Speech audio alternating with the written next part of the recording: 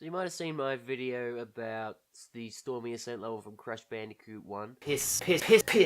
Get fucked in your anus. And I was planning on making some videos on Crash Bandicoot 2 in the Sane Trilogy, but I just ended up playing it in my own time. And then I was like, okay, I'll do a full playthrough of Crash Bandicoot 3 to make up for it. But I'll get to that in a moment, but I ended up playing that in my own time too, so instead I'm just going to do a fucking review of all the games in the trilogy. So welcome to this Crash Bandicoot Insane Trilogy review video. First we start with Crash Bandicoot, the one that doesn't have a subtitle, because it's the first game in the series, you fucking dipshit. They started off fairly basic. All you could do is run, jump, and spin, and just a couple of levels where you could ride on the back of a hog. Look at his face, and tell me that that isn't the look of someone who's saying, yeah, I'm about to put my penis in that. It's also the only game in the trilogy where you can't just walk into any bonus level, you have to collect 3 tokens before you can access it.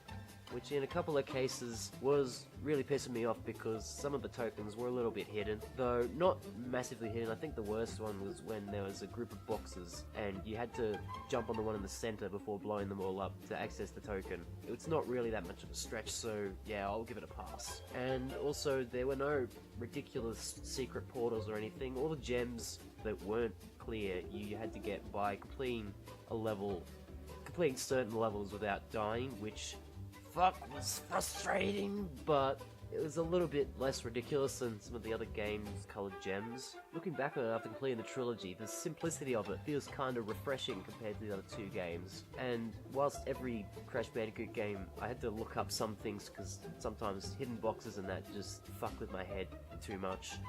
It didn't get too ridiculous ever with those kinds of things, so this was definitely one of the more favourable ones in the trilogy. Though of course it wasn't without ridiculous AIDS moments, because that's Crash Bandicoot for you. But the first game did have a good mix of being fun as well as challenging. I probably didn't think that when the game was pissing me off, but every game pisses me off. I'm shit at games. I'm not gonna let that ruin my rating of the game. Also love how it's the only major Crash Bandicoot game to have Crash's girlfriend, whatever her name is, something like Tana. I like to call her Tana Mongo, because they didn't want people to overly sexualize her or something. Guess they knew about Rule 34 before Rule 34 even existed. Okay, let's move along to Crash Bandicoot 2 Electric Boogaloo. At last we have belly flops, and also some hidden areas and entrances hidden through portals, some of which was stupid to find. And then there were the zero-gravity jetpack levels, which was probably the beginning of Crash Bandicoot's shit-tier gimmick levels. Also, overall, the game was a very weird mix of moments just like, "Argh!" and then moments where it was just absolute piss easy. Especially the boss fights. The boss fights, I feel, got easier the further in the game I went. In fact, the final boss, where you have to defeat Cortex, I did that in 1 try, no death. That was a bit of a downer of an ending. All this time, I've been tearing my hair out in certain levels, and then this is the final boss.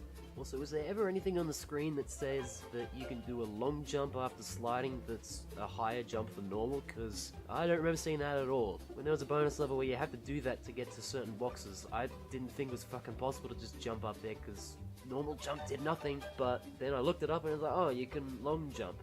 Like, you never fucking told me, I swear. Great banter. Anyway, this game added some nice twists to the original Crash Bandicoot formula, but it was more just good than great. And then there's Crash Bandicoot Warped. Sometimes the 3rd installment of the series isn't all that bad, but often by part 3 or at part 3 the series starts to overstay its welcome. Wait, no, what's that doing there? Lion King 3? No, that's moving to the other category. That shit's lit.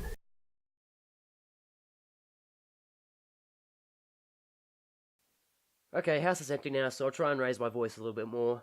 Definitely feels like Naughty Dog were trying to make Warped the best game in the Crash Bandicoot series, but they tried to do that with a hell of a lot of shitty gimmicks. So most of it just really felt like jumping the shark. In fact, there are jet ski levels with sharks, so you might even jump a shark literally, I don't know.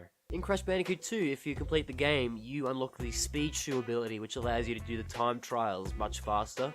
In Warped, you unlock these crazy abilities after every boss. You can double jump, you can do a spin jump so that you can just glide, And you even unlock a fucking bazooka, so is there a ridiculous enemy or a hard to reach box in the level? Oh, I'll just shoot it with my fucking Wumpa bazooka. So it really just kind of took the enjoyment and challenge out of some moments of the game. Also, why did most of the enemies in the game, in all these different timelines, look like Cortex's henchmen with the glasses and everything? Did he like somehow unravel the fabric of space and time so that everything turned into his henchmen? Oh, maybe he did. I just stopped giving a fuck about the story by the time I got to Warped. I actually tried to record a full playthrough of Crash Bandicoot Warped, but I just couldn't get myself enthusiastic enough about it because it's just so samey, and then the new things they bring in are so over the top, it's just cheesy. Let's give Coco some more attention by making some levels that only she can play. But oh look, they're all shitty vehicle levels! Did you like that shitty 50s bike race level? Well, here's 3 more of them. The jet ski turns like absolute fucking ass. Did they hire any testers for this game at all? Because I find it hard to believe that they wouldn't have played these jet ski levels and immediately said in unison, "This fucking sucks!" Well, we've also got 2 secret levels. Who fucking Ray? Obviously, I had to look both of them up to have any decent chance of finding them. One of them you have to hit a sign in the biking level in order to transport to that world. And that kind of makes sense because it's telegraphed by a bird running face first into it. Like you can hear it.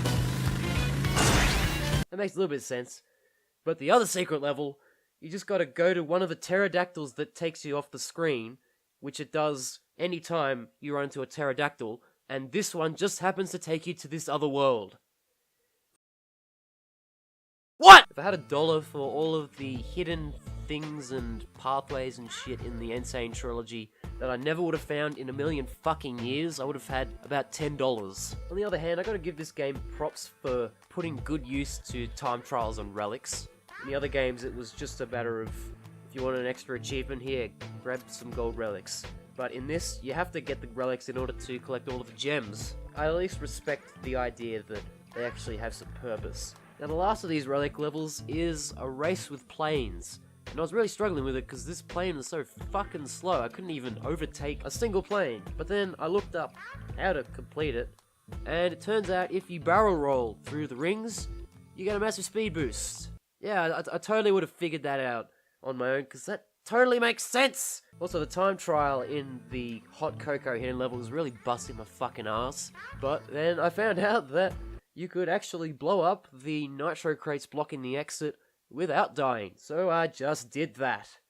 Eat my fucking ass, naughty dog.